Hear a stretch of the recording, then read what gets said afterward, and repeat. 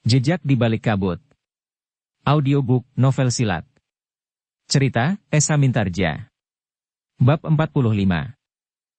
Paksi masih termangu-mangu sejenak. Namun kemudian Ki Semburuwangi itu pun membentaknya. Cepat, lakukan. Kenapa kau menjadi bingung? Paksi pun seperti terbangun. Ia pun dengan tergesa-gesa mulai melangkahkan kakinya dan menggerakkan tangannya. Dengan kasar Paksi menunjukkan kemampuannya dalam olah kanuragan. Langsung tanpa memanaskan tubuh dan darahnya lebih dahulu. Tetapi beberapa saat kemudian, tata gerak Paksi justru mengendor. Geraknya tidak lagi cepat dan mapan. Bahkan kadang-kadang ia telah membuat kesalahan-kesalahan. Meskipun kesalahan kecil. Ki Semburuwangi itu pun melangkah mendekati Paksi. Tiba-tiba saja ia tertawa sambil berkata, "Inikah murid Ki Panengah yang dipercaya oleh Kanjeng Sultan Hadiwijaya serta Ki Gede Pemanahan untuk membuka sebuah perguruan bagi anak-anak para pemimpin di Pajang?" Paksi pun tiba-tiba berhenti dan bergeser surut. Dengan kepala tunduk ia berdiri termangu-mangu. "Ki Tumenggung, kau lihat sendiri bagaimana anakmu ini menunjukkan kemampuannya setelah berguru sekitar 3-4 tahun." Tetapi Ki Tumenggung nampaknya mengetahui cara Paksi untuk menolak agar ia tidak dipindahkan dari perguruannya yang lama. Karena itu, maka Ki Tumenggung itu pun berkata, "Ia tidak pernah bersungguh-sungguh, Ki Semburuwangi. Itulah sebabnya maka aku ingin anak itu berguru di perguruan Ki Semburuwangi, agar ia terbiasa mematuhi paugeran, bersungguh-sungguh dan benar-benar memiliki kemampuan yang tinggi." Bukannya tidak bersungguh-sungguh. Tetapi bobot perguruan Panengah memang hanya sampai sekian.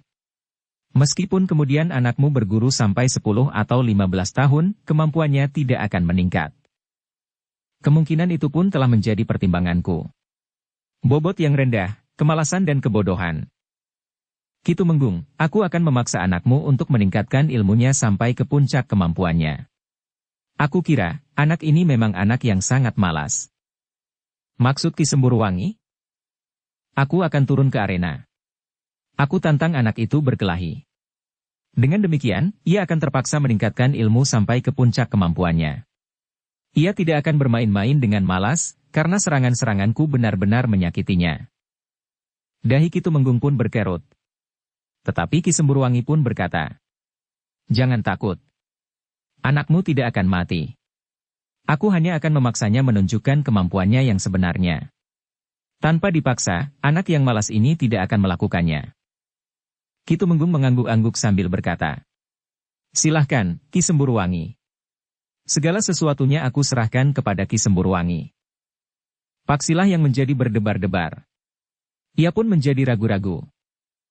Apakah ia akan tetap menunjukkan kedunguannya sehingga ia tidak akan dapat diterima di perguruan Ki Semburuwangi yang dipimpin oleh Ki Ajar Wisesa Tunggal? Atau ia akan melindungi dirinya agar tidak disakiti oleh Ki Semburuwangi? Karena Paksi sadar, bahwa untuk memaksanya meningkatkan ilmunya sampai ke puncak, orang itu akan benar-benar menyakitinya.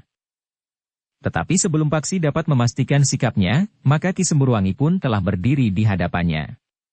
Tanpa menyingsingkan kain panjangnya, ia pun berkata, "Bersiaplah Paksi, aku akan memaksamu menunjukkan tataranmu kepadaku, kau tidak akan dapat melakukannya sendiri tanpa dipaksa dengan kekerasan." Paksi berdiri termangu-mangu. Namun tiba-tiba saja di luar dugaan Paksi, orang itu telah menjulurkan tangannya langsung ke arah dada Paksi. Paksi masih belum bersiap. Ia pun belum memutuskan, apakah ia akan membiarkan dirinya babak belur dan merah biru dan wajahnya menjadi lembab sedang matanya menjadi bengkak, ataukah ia harus melawan. Namun jika ia harus melawan, maka ia harus menunjukkan kemampuannya yang sebenarnya. Dalam kebimbangan itu, pukulan tangan Ki Semburuwangi itu pun ternyata mampu mengenai sasarannya. Pukulan itu cukup keras. Tetapi sebenarnya masih mampu diatasi oleh daya tahan Paksi yang tinggi. Namun ternyata Paksi itu membiarkan dirinya terdorong surut selangkah dan kemudian terhuyung-huyung jatuh di tanah. Ki Semburuwangi itu berdiri tegak dengan kaki renggang. Dipandanginya Paksi dengan bibir yang seakan-akan tercebir. Dari mulutnya terdengar orang itu berkata, "Bangkit, murid Panengah. Inikah ukuran keberhasilan perguruanmu itu?" Jantung Paksi menjadi panas. Tiba-tiba saja ia mempunyai gagasan baru. Ia tidak hanya sekedar akan melindungi diri. Tetapi ia benar-benar akan melawan orang itu dengan segenap kemampuannya. Jika aku menang, maka tidak akan pantas baginya untuk menerimaku sebagai murid, karena ilmuku lebih tinggi dari ilmunya. Sebaiknya jika aku kemudian kalah, maka ia tentu akan mengambil beberapa keputusan. Antara lain, aku akan diterima dengan syarat. Aku akan mengalami cobaan yang berlapis, karena orang itu tentu benar-benar akan marah kepadaku. Tetapi Paksi tidak sempat berpikir lebih panjang. Terdengar Ki Semburuwangi itu berteriak lagi. Bangkit, murid Panengah. Paksi pun kemudian berusaha untuk bangkit. Sementara Ki Tumenggung Sarpa Biwada itu pun berkata, Paksi, hanya itukah yang kau miliki setelah kau berguru selama 4 tahun? Paksi tidak menjawab. Tetapi tiba-tiba saja ia cenderung untuk melawan dan bahkan mengalahkan Ki Semburuwangi jika mungkin. Karena Ki Semburuwangi tentu juga seorang yang berilmu tinggi. Ia adalah seorang yang mendapat kepercayaan dari orang yang menyebut dirinya Ki Wisesa Tunggal yang memimpin perguruannya. Jika ia ternyata kemudian kalah, apa boleh buat? Tetapi sama sekali tidak terbersit niatnya untuk meninggalkan perguruannya. Sejenak kemudian, Paksi pun telah berdiri berhadapan dengan Ki Semburuwangi. Meskipun Paksi telah bertekad untuk melawan sekuat-kuatnya, namun ia tidak dengan serta-merta meningkatkan ilmunya sampai ke puncak. Ia harus menjajaki kemampuan lawannya untuk menentukan sikap terakhirnya. Karena itu, maka Paksi pun mulai melawan Ki Semburuwangi dari tataran yang paling sederhana, mengimbangi tataran ilmu Ki Semburuwangi, karena Ki Semburuwangi memang menganggap Paksi baru memiliki dasar-dasar kemampuan olah kanuragan. Ketika kemudian Ki Semburuwangi menyerangnya lagi, Paksi sudah siap untuk menghindar, sehingga serangan Ki Semburuwangi tidak mengenai sasarannya. Ki Semburuwangi justru tertawa. Katanya, ternyata kau tangkas juga. Kau mampu menghindari seranganku. Paksi tidak menyahut. Tetapi ia pun sudah bersiap menghadapi serangan-serangan berikutnya. Ia sadar sepenuhnya bahwa Ki Semburuwangi tentu akan meningkatkan tataran ilmunya selapis demi selapis. Sebenarnya lah ketika beberapa kali serangan Ki Semburuwangi tidak menyentuh tubuh Paksi, maka Ki Semburuwangi pun telah meningkatkan kemampuannya. Serangan-serangannya menjadi semakin cepat dan keras. Paksi tidak ingin langsung mencengangkan Ki Semburuwangi. Selagi tataran gerak Ki Semburuwangi masih sederhana, maka Paksi pun sekali-sekali membiarkan dirinya dikenai serangan Ki Semburuwangi. Ketika kaki Ki Semburuwangi terayun menyamping, maka kaki itu telah mengenai lambung Paksi. Tubuh Paksi itu pun terdorong beberapa langkah surut. Nampaknya Paksi hampir saja kehilangan keseimbangannya. Tetapi Paksi mampu bertahan dan tidak terjatuh di lantai sanggar. Bagus. Ki Semburuwangi memuji. Namun serangan-serangannya pun kemudian datang beruntun. Paksi sama sekali tidak mengalami kesulitan. Tetapi ia tidak menunjukkan kemampuannya itu. Beberapa kali Paksi meloncat surut mengambil jarak, kemudian Paksi pun seakan-akan memperbaiki kedudukannya yang menjadi sulit. Mari anak muda, berkata Ki Semburuwangi. Tunjukkan kemampuanmu sebagai murid Panengah. Paksi tidak menjawab. Tetapi ia pun mencoba menyerang Semburuwangi. Namun serangannya sama sekali tidak mengenai sasaran. Dengan tangkasnya Ki Semburuwangi meloncat menghindar. Ketika Paksi memburunya dan menyerang dengan ayunan tangannya menyamping, maka serangan itu telah ditangkis. Namun benturan yang terjadi memang agak mengejutkan Ki Semburuwangi. Tenaga anak muda itu terasa berat menekan. Tetapi bagi Ki Semburuwangi, tekanan itu hanyalah satu kebetulan. Ia pun yakin bahwa tangan Paksi tentu juga terasa sakit oleh benturan yang terjadi itu. Setelah beberapa saat Ki Semburuwangi menjajaki kemampuan Paksi, maka Ki Semburuwangi itu pun berniat untuk memaksa Paksi mengerahkan kemampuan puncaknya. Kemudian meruntuhkan kesombongan anak muda itu dan memaksanya berlutut di hadapannya serta berserah diri. Karena itu, maka Ki Semburuwangi pun telah meningkatkan ilmunya pula. Ia benar-benar ingin menunjukkan kepada Paksi, bahkan kemampuan Paksi yang telah disadapnya dari Ki Panengah itu bukan apa-apa bagi dirinya. Paksi merasakan peningkatan ilmu Ki Semburuwangi itu. Karena itu, maka Paksi pun telah meningkatkan ilmunya pula untuk mengimbangi kemampuan Ki Semburuwangi. Dengan demikian, maka serangan-serangan Ki Semburuwangi kemudian telah menggelisahkannya. Paksi pun nampaknya justru menjadi semakin tangkas. Tingkat ilmunya yang lebih tinggi itu tidak menekannya dan menyusutkannya dalam kesulitan. Tetapi anak muda itu rasa-rasanya justru menjadi semakin tegar. Ki Semburuwangi menjadi gelisah. ia memang belum sampai ke puncak ilmunya. Tetapi bahwa untuk melawan anak-anak yang baru mulai belajar olah kanuragan saja, apakah ia harus mengerahkan ilmunya? Tetapi Ki Semburuwangi memang menjadi semakin gelisah. Serangan-serangannya justru tidak lagi dapat menyentuh tubuh anak muda itu. Bahkan anak muda itu mulai membalas menyerangnya. Serangan-serangannya semakin lama justru menjadi semakin berbahaya. Aku harus benar-benar menghajar anak yang sangat sombong ini, geram Ki Semburuwangi di dalam hatinya. Karena itu, maka ia telah meningkatkan tataran ilmunya selapis lagi. Dengan garangnya ia menyerang Paksi seperti banjir bandang. Tetapi ternyata Ki Semburuwangi tidak mampu memecahkan pertahanan Paksi. Serangan-serangannya masih saja belum dapat mengenai sasarannya. Bahkan Ki Semburuwangi itu terkejut bukan kepalang, ketika tiba-tiba saja kaki Paksi telah mengenai lambungnya. Dengan serta-merta, hampir di luar sadarnya, Ki Semburuwangi itu meloncat surut untuk mengambil jarak, sementara Paksi tidak memburunya. Seakan-akan Paksi sengaja memberikan kesempatan kepada Ki Semburuwangi untuk meyakini apa yang baru saja terjadi.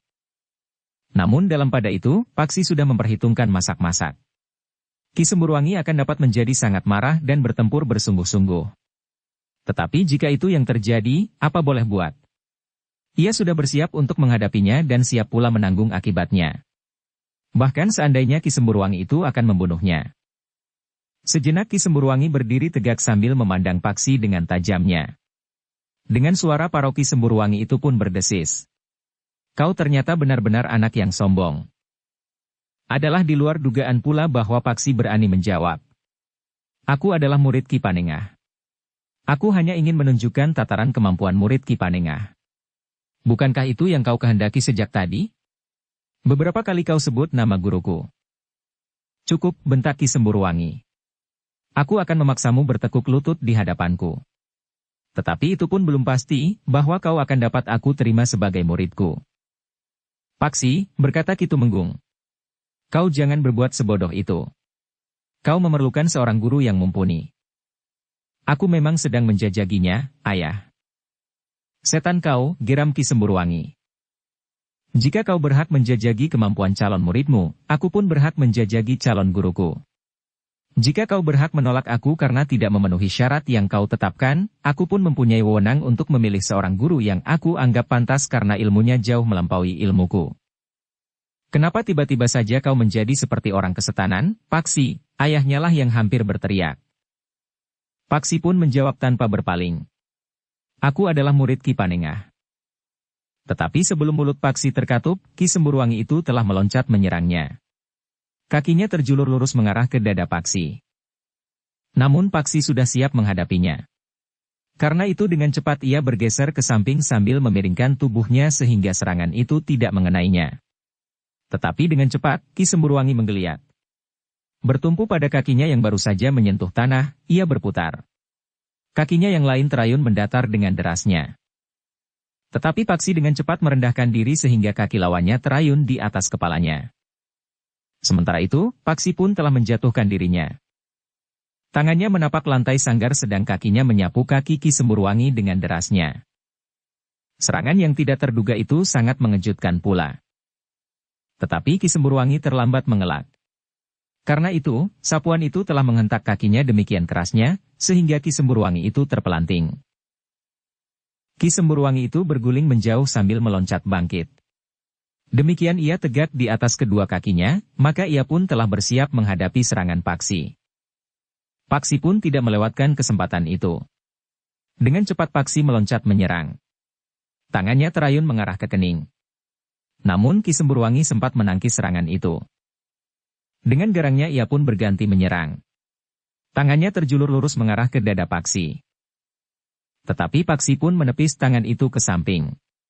Sementara kakinya terjulur lurus ke arah lambung. Ki Semburuwangi meloncat selangkah surut sehingga kaki Paksi tidak sempat menggapainya.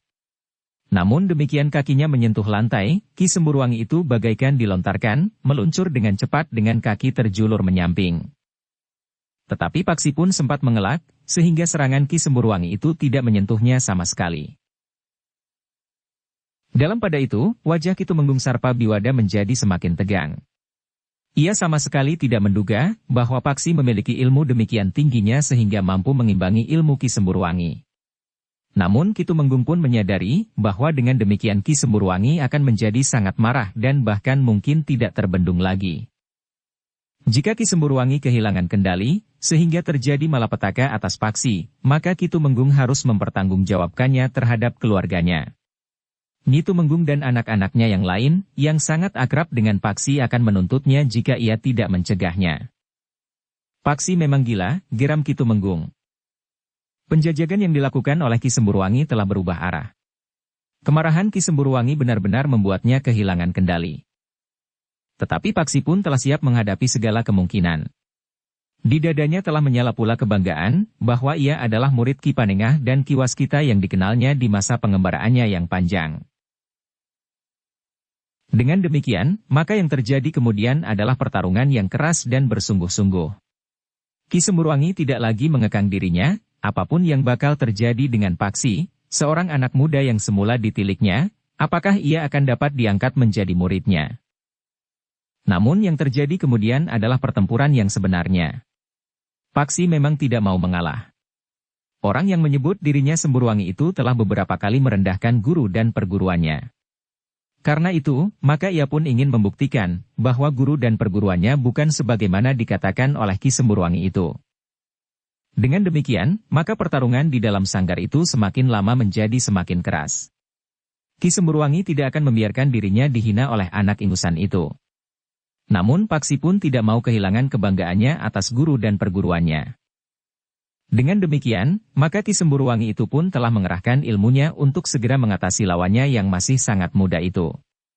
Bahkan Ki Semburwangi tidak menghiraukan lagi, seandainya anak muda itu terbunuh dalam putaran yang seharusnya tidak lebih dari sebuah pendadaran. Paksi pun merasakan betapa udara di sanggar itu serasa menjadi semakin panas. Ki Semburwangi bergerak semakin cepat. Tangannya seakan-akan tidak lagi hanya sepasang, tetapi beberapa pasang. Serangannya datang beruntun dari tangan yang seakan-akan menjadi beberapa pasang itu. Tetapi Paksi pun tidak membiarkan dirinya dilindas oleh kemarahan lawannya. Serangan-serangannya pun menjadi semakin kuat pula. Tangan dan kakinya seakan-akan menjadi semakin keras, bahkan sekeras batu hitam. Benturan-benturan yang kemudian terjadi, seakan-akan telah mengguncang sanggar itu. Tiang-tiangnya menjadi bergetar dan beberapa utas tali ijuk pengikat dinding pun menjadi putus. Ki Tumenggung Sarpa Biwada berdiri membeku di tempatnya. Ia sungguh-sungguh tidak mengira bahwa kemampuan Paksi telah menjadi sedemikian jauhnya. Dalam pada itu, Ki Semburwangi pun telah sampai ke puncak ilmunya.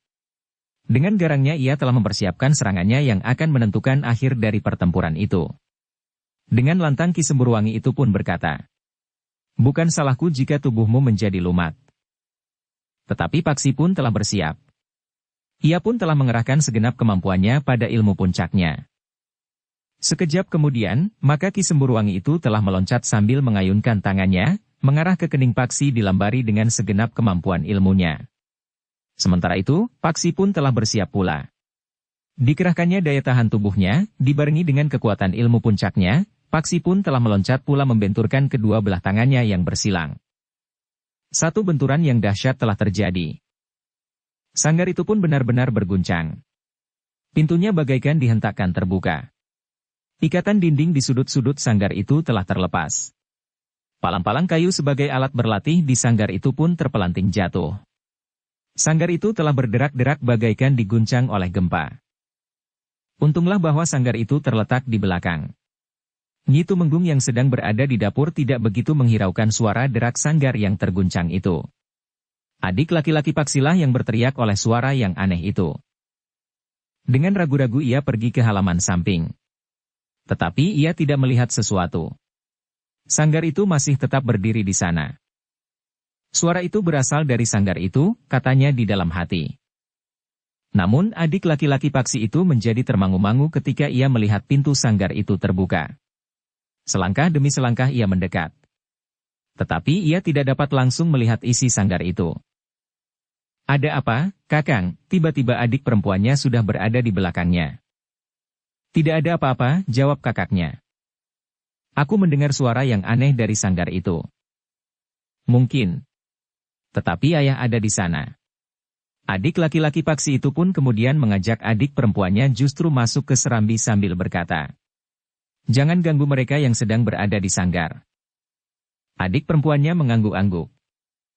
Dalam pada itu, di dalam sanggar, Paksi harus berjalan tertatih-tatih ke sebuah lincak panjang yang terletak di pinggir sanggar itu. Ia pun kemudian duduk dengan menyilangkan kakinya mengatur pernafasannya yang bagaikan bekerja di lubang hidungnya. Sementara itu, Ki Tumenggung telah mengangkat tubuh Ki Semburwangi dan membaringkannya di sudut sanggar itu. Ketika ia meletakkan telinganya di dada Ki Semburwangi, ia masih mendengar detak jantung Ki Semburwangi meskipun tidak teratur.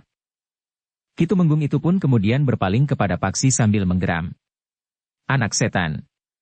Kau lukai bagian dalam tubuh Ki Semburwangi. Seharusnya kau tahu diri. Ki Semburwangi hanya ingin menjajagi kemampuanmu.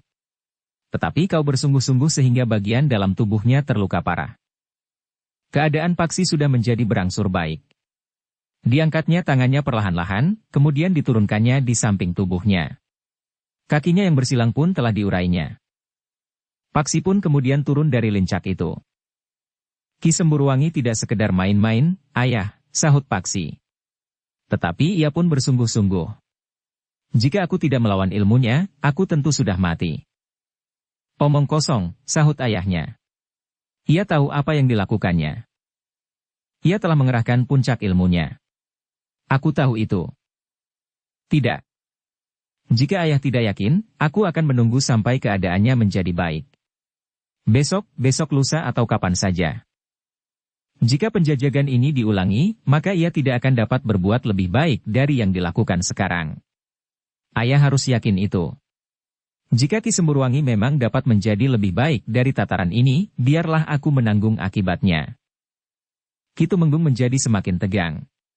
Paksi tidak pernah membantahnya. Sekali-sekali Paksi memang sering mencoba menghindar. Tetapi jika Ki Tumenggung mulai menekannya, Paksi selalu tunduk kepadanya. Tetapi saat itu Paksi dengan tegas menolak pendapatnya. Bahkan Paksi itu berkata selanjutnya, "Seharusnya ayah tidak mudah percaya kepada orang-orang seperti Ki Semburwangi.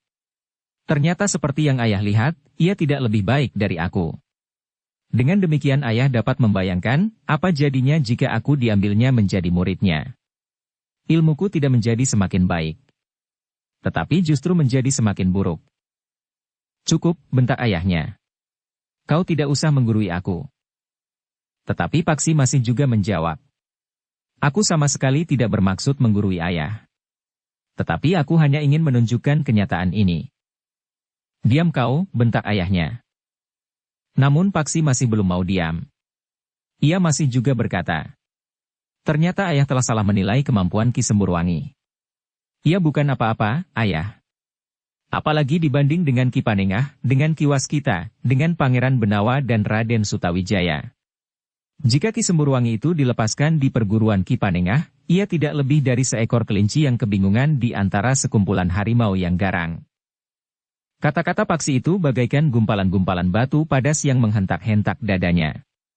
Ki Tumenggung itu pun kemudian justru telah terduduk di sebelah tubuh Ki Semburwangi.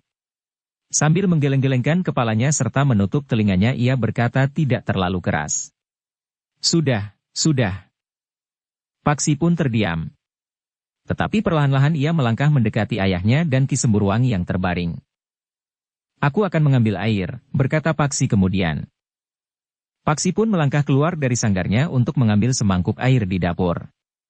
Ibunya yang masih sibuk di dapur bersama seorang pembantunya, serta tidak tahu apa yang telah terjadi di sanggar bertanya. "Kau cari apa, Paksi?" "Air, Ibu. Air masak tetapi yang sudah dingin." Dengan semangkuk air, Paksi pun kembali ke sanggar. Ketika di bibir Ki Semburwangi diteteskan beberapa titik air, maka bibir itu pun mulai bergerak-gerak. Bahkan kemudian, matanya pun mulai terbuka. Titik-titik air itu diteteskan lagi di bibir Ki Semburwangi sehingga orang itu pun kemudian menjadi sadar. Ki Semburwangi mulai mengingat-ingat apa yang telah terjadi. Ketika ia melihat Paksi, ia pun berusaha untuk bangkit sambil mengumpat kasar. Namun dadanya terasa menjadi sangat sakit. "Berbaring sajalah, Ki Semburwangi. Aku akan membunuh anak iblis itu. Jangan mengigau. Kau sudah kalah, Ki Semburwangi," bentak Paksi. Jika aku ingin aku membunuhmu, aku sudah dapat melakukannya. Bahkan sekarang pun aku dapat membunuhmu. Paksi, bentak Ki Tumenggung Sarpabiwada. Orang seperti Ki Semburwangi harus diyakinkan bahwa ia sudah kalah. Otaknya harus menerima kenyataan ini atau aku benar-benar akan membunuhnya. Paksi, kau tidak boleh menjadi gila. Ki Semburwangi harus mengakui kekalahannya. Dan itu berarti aku tidak akan memilihnya menjadi guruku. Aku tidak ingin belajar kepadanya, karena ilmunya lebih rendah dari ilmuku. Cukup, bentak Ki Tumenggung. Tetapi Paksi sudah bertekad untuk menjatuhkan harga diri Ki Semburwangi sehingga ia mengakui apa yang telah terjadi. Karena itu, Paksi pun masih saja berkata lantang. Kau harus mengakui kekalahan itu, Ki Semburwangi, atau aku akan membunuhmu sekarang juga. Jangan bunuh aku, minta Ki Semburwangi. Permintaan itu memang tidak terduga sebelumnya akan terloncat dari bibir Ki Semburwangi. Permintaan itu sekaligus merupakan pengakuan bahwa ia memang sudah dikalahkan dengan anak yang masih terlalu muda itu. Yang sebelumnya ingin dijajakinya, apakah ia pantas untuk menjadi muridnya? Paksi menarik nafas dalam-dalam. Orang yang menyebut dirinya Ki Semburwangi itu sudah benar-benar kehilangan harga dirinya dan mengakui kekalahannya. Dengan nada berat Paksi pun berkata, aku tidak membunuhmu karena kau adalah tamu ayahku. Adalah kewajibanku untuk menghormatimu. Tetapi dalam kesempatan lain, jika kau berurusan langsung dengan aku benar-benar akan membunuhmu. Paksi tidak menunggu jawaban Ki Semburwangi. Sambil melangkah ke pintu, Paksi pun berdesis. Aku mohon diri, ayah. Aku harus kembali ke barak. Ki Tumenggung tidak menjawab. Jantungnya serasa berdentang di dadanya. Ia sama sekali tidak mengira bahwa Paksi memiliki ilmu yang demikian tinggi, sehingga telah mempermalukan Ki Semburwangi. Seorang yang akan diajaknya bekerja bersama untuk melemparkan Paksi ke tempat yang tidak diharapkannya. Paksi yang kemudian keluar dari sanggar itu pun telah pergi ke Pakiwan untuk mencuci muka, tangan dan kakinya. Kemudian dibenahinya pakaiannya dan ikat kepalanya. Sejenak kemudian, Paksi pun telah mencari ibunya yang ternyata sudah tidak berada lagi di dapur. Ketika Paksi menemui ibunya di ruang dalam, maka kedua adiknya pun ikut menemuinya pula. Aku akan mohon diri, ibu, berkata Paksi. Bukankah kau akan bermalam di sini meskipun hanya semalam, bertanya ibunya. Paksi tersenyum. Katanya, aku akan kembali ke barak. Di mana ayahmu sekarang? Ayah masih ada di sanggar bersama Ki Semburwangi. Masih ada yang mereka bicarakan. Apakah kau sudah minta diri kepada ayahmu? Sudah, ibu. Mudah-mudahan dalam waktu dekat, aku dapat pulang lagi. Tetapi tentu tidak dapat terlalu sering. Aku mengerti, Paksi, desis ibunya. Namun tiba-tiba saja ayah Paksi telah muncul dari pintu butulan. Dipandanginya Paksi dengan mata yang bagaikan menyala. Dengan nada geram Ki Tumenggung itu pun berkata, kau akan menyesali kesombonganmu, Paksi. Paksi yang tidak terbiasa menjawab kata-kata ayahnya ternyata telah keluar dari kebiasaan itu. Sambil menatap wajah ayahnya bahkan langsung ke matanya, Paksi itu menjawab. Aku akan menanggung segala akibatnya, ayah. Sekarang aku sudah puas, bahwa aku dapat menunjukkan kepada orang yang menyebut dirinya Semburwangi itu, tataran kemampuan murid Ki Panengah dan Ki Waskita. Biarlah orang itu mempunyai takaran terhadap perguruan yang dipimpin oleh Ki Panengah itu. Ki Tumenggung itu pun menggeretakkan giginya. Dengan suara bergetar ia pun berkata, bukan saja tataran ilmu yang kasar itu yang kau peroleh dalam perguruan yang dipimpin oleh Ki Panengah, tetapi juga ajaran agar kau berani menentang orang tuamu. Apakah aku menentang ayah? Paksi justru bertanya. Ki Semburwangi sendirilah bahkan atas persetujuan ayah, ingin menjajaki kemampuanku sesuai dengan tataran yang sebenarnya. Nah, aku sudah melakukannya. Jika ternyata ilmuku lebih tinggi dari ilmu Ki Semburwangi, tentu itu bukan salahku. Bukan salah Ki Panengah dan Ki Waskita. Tetapi salah Ki Semburwangi. Kenapa dengan ilmu yang rendah itu ia sudah berani menyatakan dirinya salah seorang dari pemimpin sebuah perguruan yang disebutnya besar dan berbobot? Sebelum Ki Tumenggung menyahut, Nyi Tumenggung yang ikut menjadi tegang itu pun bertanya. Apa yang telah terjadi? Anakmu itu, Nyi. Guru-gurunya telah mengajarinya untuk berani menentang orang tuanya. Benar begitu, Paksi? Menurut pendapatku, tidak Ibu. Aku telah melakukan perintah Ki Semburwangi atas persetujuan ayah. Aku dan Ki Semburwangi telah saling menjajaki kemampuan. Tetapi ternyata ilmuku lebih tinggi. Bukankah itu bukan salahku? Ketika Nyi Tumenggung kemudian berpaling memandang suaminya, maka Ki Tumenggung itu pun segera melangkah pergi. Paksi, desis ibunya. Untuk pertama kalinya aku melihat kau berani membantah kata-kata ayahmu. Aku tidak membantah, Ibu. Aku hanya menjelaskan apa yang sebenarnya telah terjadi. Aku tidak pernah melupakan nasihat dan petunjuk ibu, kewajiban seorang anak kepada orang tuanya. Guru-guruku pun selalu memberikan petunjuk serupa di perguruan. Jadi kenapa ayahmu nampaknya menjadi sangat marah? Aku telah mengalahkan Ki Semburwangi. Mengalahkan? Maksudmu? Paksi pun kemudian telah menceritakan apa yang terjadi di sanggar dengan singkat serta niat ayahnya memindahkan tempatnya berguru. Jantung Nyi Tumenggung menjadi berdebar-debar. Sementara itu Paksi pun bercerita berterus terang tentang sikap Ki Semburwangi yang agaknya bukan sekedar menjajaginya. Sementara itu, tiba-tiba saja adik laki-laki Paksi itu berdesis perlahan-lahan. Jadi, Kakang Paksi telah menang?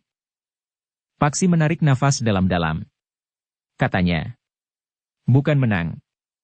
Tetapi ternyata ilmu Ki Semburwangi belum setinggi ilmu Ki Panengah dan Ki Waskita. Ibu, seharusnya aku juga segera dikirim kepada pokan Kakang Paksi.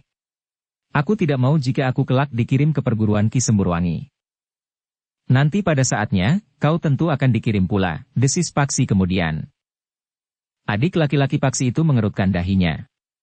Sementara adik perempuan Paksi itu berkata, kenapa ayah berniat memindahkan Kakang Paksi ke perguruan lain? Yang menjawab adalah ibunya. Tentu maksud ayah baik. Ayah ingin Kakang Paksi menjadi semakin tinggi ilmunya. Tetapi ternyata calon gurunya itu ilmunya lebih rendah dari Kakang Paksi. Karena itu, Kakang Paksi akan kembali ke perguruannya yang lama, jawab ibunya. Namun katanya kemudian, tetapi kalian tidak usah ikut mempersoalkannya. Biarlah kakakmu dan ayahmu sajalah yang membicarakannya. Adik perempuan Paksi itu mengangguk-angguk kecil. Sementara itu, Paksi pun kemudian berkata, aku mohon diri, Ibu. Lalu katanya kepada adik-adiknya, baik-baiklah kalian di rumah. Kalian harus selalu membantu ayah dan ibu di rumah. Kalian tidak boleh menentang perintah dan petunjuk mereka. Kedua adiknya itu pun mengangguk-angguk. Demikianlah. Sejenak kemudian Paksi pun telah berpacu meninggalkan rumahnya. Di hadapannya terbentang jalan panjang menuju ke hutan Jabung, sementara matahari telah bersembunyi di balik bukit. Tetapi gelap malam tidak menghambat perjalanan Paksi, sehingga anak muda itu dengan selamat telah memasuki baraknya. Kedua orang gurunya serta kawan-kawannya terkejut melihat kedatangannya. Mereka mengira bahwa Paksi akan bermalam di rumahnya. Kau tidak jadi bermalam di rumah, Paksi? Bertanya Ki Waskita. Sambil tersenyum Paksi menjawab. Tidak, Guru. Sedang ada tamu di rumahku. Berapa orang tamu yang datang ke rumahmu? Seorang, Guru. Hanya seorang? Bukankah rumahmu cukup besar untuk menampung 10 orang tamu sekalipun? Paksi menarik nafas dalam-dalam. Ia pun kemudian bergumam seolah-olah kepada dirinya sendiri. Tetapi yang seorang ini adalah tamu yang khusus. Paksi menarik nafas dalam-dalam. Dengan nada berat ia pun kemudian menceritakan apa yang terjadi di rumahnya kepada kedua orang gurunya. Ki Panengah dan Ki Waskita mendengarkan cerita Paksi dengan bersungguh-sungguh. Ternyata cerita Paksi itu sangat menarik perhatian keduanya. Demikian Paksi selesai bercerita, Ki Panengah pun bertanya. Apakah sebelumnya kau pernah melihat Ki Semburwangi itu datang ke rumahmu dan bertemu dengan ayahmu? Belum, Guru, jawab Paksi.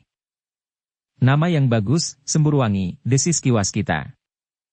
Sayang, hanya namanya saja yang bagus, sahut Ki Panengah. Ki Panengah tidak usah ikut-ikutan mencari nama yang bagus seperti nama itu, berkata Ki Waskita kemudian. Ki Panengah tertawa. Paksi pun tersenyum pula. Sementara itu Ki Panengah berdesis. Kenapa Ki Waskita pernah memperkenalkan diri dengan nama Marta Brewok? Ki Waskita pun tertawa pula. Namun ia pun menjawab. Bukankah ada bedanya penampilan Marta Brewok dan Waskita? Paksi pun akhirnya tertawa pula. Namun Paksi pun kemudian berkata, "Tetapi Ki Semburuwangi bukan orang pertama di padepokannya, Guru." "Jadi siapakah pemimpin padepokan itu?" "Ki Ajar Wisesa Tunggal," jawab Paksi. Ki Panengah dan Ki Waskita saling berpandangan sejenak.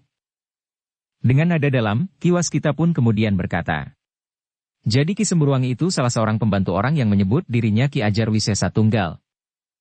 "Ya, Guru." "Apakah Guru mengenal Ki Ajar Wisesa Tunggal?" "Ya. Aku pernah mendengarnya. Seorang yang berilmu tinggi yang telah memisahkan diri dari perguruan serta mengingkari tatanan kehidupan yang berlaku." "Maksud Guru?" "Ia merasa dirinya bukan bagian dari pergaulan sesamanya dengan segala macam tatanan, paugeran dan ikatan-ikatan yang dirasanya sangat membelenggunya.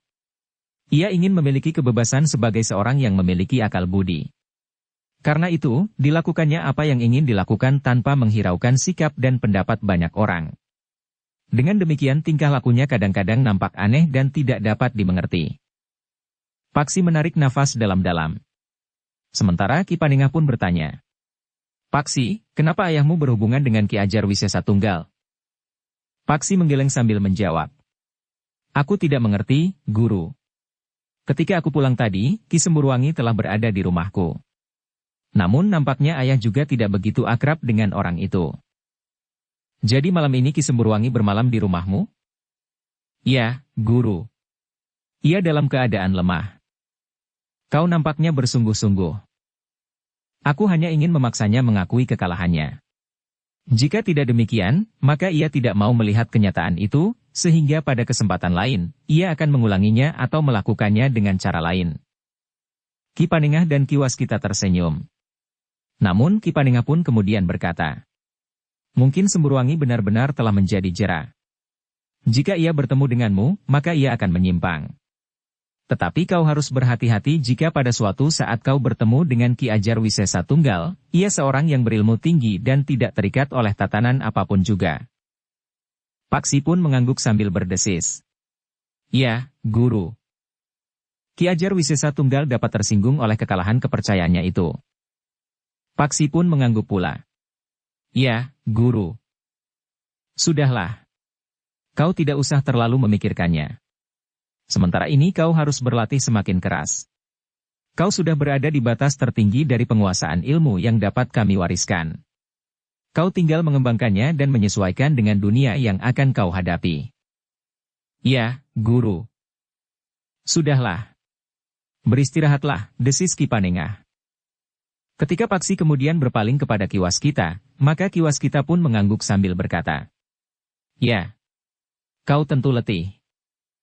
Paksi pun kemudian meninggalkan gurunya.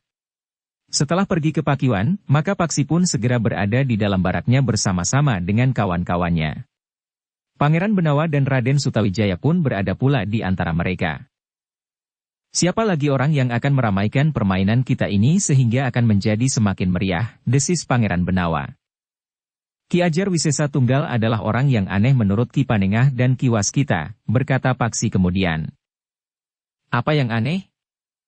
"Orang itu merasa tidak terikat segala macam tatanan dan paugeran pergaulan." Tiba-tiba saja Pangeran Benawa pun menyahut dengan serta-merta. "Bagus." "Apa yang bagus?" bertanya Raden Sutawijaya. Pangeran Benawa tiba-tiba tertawa sendiri. Agaknya ada yang lucu yang ingin dikatakannya. Tetapi sebelum diucapkannya, Pangeran Benawa itu sudah lebih dahulu tertawa. "Apa yang bagus?" Raden Sutawijaya mengulang. Pangeran Benawa menahan tertawanya. Katanya patah-patah, "Kita hadapi orang itu dengan cara yang sama." "Apa yang kita hadapi? Apakah kita akan berkelahi dengan orang itu?" Pangeran Benawa masih menahan tertawanya. Katanya, "Kita berlaku sebagaimana dilakukannya di padepokan Ki Ajar Wisesa Tunggal. Kita berbuat sesuka hati kita tanpa menghiraukan tatanan dan unggah-ungguh. Jika Ki Ajar itu berkeberatan, kita berkelahi. Bukankah begitu? Kau masih saja seperti seorang cantrik yang turun gunung." Pangeran Benawa masih saja tertawa. Katanya, "Sudah lama aku ingin bertemu dengan orang yang tidak lagi mengenal tatanan. Sebenarnya lah aku ingin melakukannya. Tetapi tidak di tengah-tengah orang yang masih menghargai tatanan itu. Ada-ada saja kau, Dimas. Tetapi para cantrik yang lain pun tertawa pula. Bahkan seorang di antara mereka berkata, apakah kita akan mencoba? Guru tentu tidak akan mengizinkan, sahut Raden Sutawijaya. Kecuali jika mereka mendahului. Pangeran Benawa tidak menyahut lagi. Tetapi ia pun segera membaringkan dirinya di amben bambu yang berjajar di dalam barak itu. Amben bambu yang sama seperti yang dipakai oleh para cantrik yang lain. Sementara itu, di rumah Ki Tumenggung Sarpabiwada, Ki Semburwangi duduk di serambi samping bersama Ki Tumenggung. Beberapa kali Ki Semburwangi masih berdesah karena dadanya terasa nyeri. Tulang punggungnya bagaikan telah retak. Yang akan menyesal bukan hanya anakmu, Ki Tumenggung, berkata Ki Semburwangi. Seluruh perguruannya akan menyesal. Apa yang akan kau lakukan? Bertanya Ki Tumenggung. Jika Ki Ajar Wisesa Tunggal berniat untuk datang ke padepokan Ki Panengah, maka habislah padepokan itu. Ki Semburwangi, padepokan itu mempunyai pelindung yang kuat. Para pekerja yang setiap hari membantu membangun padepokan itu adalah prajurit-prajurit Pajang. Ketika padepokan itu diserang oleh beberapa perguruan yang termasuk dalam kelompok hitam, kekuatan di padepokan itu bersama para prajurit berhasil menghalau, bahkan menghancurkan pasukan gabungan yang menyerang itu. Kau tidak dapat menakut-nakuti aku. Aku tidak menakut-nakuti Ki Semburwangi. Bahkan kemudian pasukan Harya Wisaka pun telah dihancurkan pula. Sedangkan Harya Wisaka sendiri telah tertangkap. Kami tidak sebodoh mereka, Ki Tumenggung. Kelakuan anakmu itu tidak dapat dimaafkan. Aku menyesal bahwa aku tidak bersungguh-sungguh. Ketika aku sadari kekalahanku, aku sudah terlambat. Aku mohon maaf, Ki Semburwangi. Kau minta aku melupakan penghinaan ini? Tidak. Bukan itu. Segala sesuatunya terserah kepada Ki Semburwangi. Aku minta maaf bahwa aku tidak dapat mencegahnya. Ki Semburwangi mengerutkan dahinya. Katanya, aku tentu akan membuat perhitungan. Ki Ajar Wisesa Tunggal tidak akan membiarkan nama perguruannya dicemarkan. Ki Tumenggung justru berkata, segala sesuatunya terserah kepada Ki Semburwangi dan Ki Ajar Wisesa Tunggal. Aku tidak akan melindungi anakku, karena ia telah melakukan kesalahan. Bukan hanya anakmu. Tetapi perguruannya akan dihancurkan. Aku tidak akan turut campur. Juga jika anakmu mati? Kita sudah pernah berbicara tentang anak itu. Ki Semburwangi menarik nafas dalam-dalam. Jika aku bertemu anak itu sekali lagi, aku tidak akan mengekang diri. Aku akan menyelesaikannya tanpa ampun lagi. Ki Tumenggung menarik nafas dalam-dalam. Namun ia tidak menyahut lagi. Malam itu, Ki Semburwangi bermalam di rumah Ki Tumenggung. Di keesokan harinya, Ki Semburwangi akan kembali ke padepokannya dengan membawa dendam di dalam hati. Sementara itu, Ki Tumenggung Sarpabiwada tidak pernah berusaha untuk melindungi Paksi dari kemungkinan pembalasan dendam bukan saja oleh Ki Semburwangi, tetapi oleh seluruh padepokannya di bawah pimpinan Ki Ajar Wisesa Tunggal. Ketika di keesokan harinya Ki Semburwangi meninggalkan rumah Ki Tumenggung, maka para cantrik di perguruan yang dipimpin oleh Ki Panengah sudah berada di sanggar. Mereka sempat berlatih beberapa lama sebelum mereka beristirahat dan menggabungkan diri dengan para prajurit yang bekerja membangun padepokan bagi perguruan Ki Panengah itu. Nampaknya pembangunan itu menjadi lebih cepat dari yang direncanakan. Ki Kriyadama benar-benar telah bekerja keras agar padepokan itu segera dapat terwujud. Sementara itu, sebagian prajurit telah membangun pelataran yang cukup luas di sekitar padepokan itu. Yang lain menggelar sawah di pinggir hutan dan mengatur saluran air. Dengan membuat parit yang disalurkan ke sungai, maka rawa-rawa di hutan itu pun mulai mengering. Dengan demikian, padepokan serta bagian-bagian yang mendukungnya bersama-sama telah dikerjakan dengan bantuan para prajurit. Namun dalam pada itu, Ki Panengah dan Ki Waskita yang mengikuti hubungan yang kurang serasi antara Paksi dengan ayahnya sempat berpesan kepada Paksi, agar ia tetap berhati-hati. Kekalahan Ki Semburwangi tidak akan berhenti sampai sekian. Sedangkan kita tidak tahu pasti bagaimana sikap ayahmu terhadap peristiwa itu, berkata Ki Waskita. Ayah menyalahkan aku, sahut Paksi. Jika demikian, kau harus berhati-hati. Paksi mengangguk-angguk. Dengan nada berat ia menyahut. Ya, Guru. Sebenarnya lah hari-hari yang kemudian berjalan, dilewati dengan tidak meninggalkan kewaspadaan oleh Paksi. Tetapi ia tidak merasa cemas sama sekali. Apalagi ia yakin bahwa keluarga dari Padepokan itu tidak akan membiarkannya dihantui oleh dendam yang menyala di hati Ki Semburwangi. Namun Paksi terkejut ketika pada beberapa hari kemudian, seorang telah datang ke Padepokannya untuk menemuinya. "Kau siapa?" bertanya Paksi. Satu sikap yang sombong. "Apakah kau tidak dapat berlaku lebih baik dengan unggah-ungguh yang lengkap?" "Maaf, Kisanak. Inilah aku. Senang atau tidak senang, aku tidak dapat berbuat lain dari sikapku ini. Kecuali jika aku berpura-pura." Orang itu mengerutkan dahinya. Katanya kemudian, "Baik. Aku terima perlakuan ini. Apakah kau mempunyai keperluan dengan aku?" bertanya Paksi. "Jika tidak, aku tidak akan menemuimu di sini," jawab orang itu. Paksi memandang wajah orang itu dengan tajamnya. Tetapi orang itu hanya tersenyum-senyum saja. "Katakan, apakah kepentinganmu datang menemuiku di sini?" berkata Paksi kemudian. Orang itu justru tertawa. Paksi menyadari bahwa orang itu tentu mempunyai niat yang tidak sewajarnya. Sikapnya semakin menjengkelkan. Tetapi Paksi harus mengekang diri. "Paksi," berkata orang itu, "kau sudah membuat satu kesalahan yang sangat besar. Kau telah menyakiti hati Ki Semburwangi, salah seorang utusan Ki Ajar Wisesa Tunggal." Paksi menarik nafas dalam-dalam. Dengan demikian maka ia sudah mendapat jawaban dari teka-teki tentang orang yang datang itu. "Jadi kau salah seorang pengikut Ki Ajar Wisesa Tunggal sebagaimana Ki Semburwangi?" "Ya." "Kau akan menyampaikan pesan Ki Ajar itu?" "Dengar anak muda," berkata orang itu. "Kau harus menebus kesalahanmu itu dengan mempertaruhkan perguruanmu. Persoalanku dengan Ki Semburwangi tidak ada hubungannya dengan perguruanku. Kami tidak peduli. Apalagi kau beberapa kali menyebut bahwa kau adalah murid Ki Panengah dan Ki Waskita. Nah, sekarang pertemukan aku dengan Ki Panengah dan Ki Waskita. Untuk apa? Biarlah mereka meratapi perguruan mereka yang baru akan bangkit ini. Tetapi perguruan ini akan hancur sebelum sempat menghuni padepokan yang dibuat dengan banyak tenaga dan biaya ini. Apa maksudmu?" "Biarlah aku berbicara dengan gurumu." "Siapa namamu?" "Aku akan berbicara dengan gurumu. Jika kau tidak mau menyebut namamu, aku tidak akan mempertemukan kau dengan kedua orang guruku." "Kau memang anak setan, Paksi. Sebut namamu." Orang itu termangu-mangu sejenak. Namun kemudian katanya, "Baiklah. Panggil aku Ki Surakanda. Salah seorang kepercayaan Ki Ajar Wisesa Tunggal. Jadi kedudukanmu selapis dengan Ki Semburwangi? Pertanyaanmu sangat tidak pantas. Tetapi baiklah aku beritahukan kepadamu bahwa Semburwangi adalah adik seperguruanku. Kalian murid Ki Ajar Wisesa Tunggal. Sekarang katakan kepada gurumu bahwa aku akan berbicara dengan gurumu." Paksi termangu-mangu sejenak. Tetapi ia menjadi sangat ingin tahu apa yang akan dikatakan oleh orang yang menyebut dirinya Ki Surakanda itu.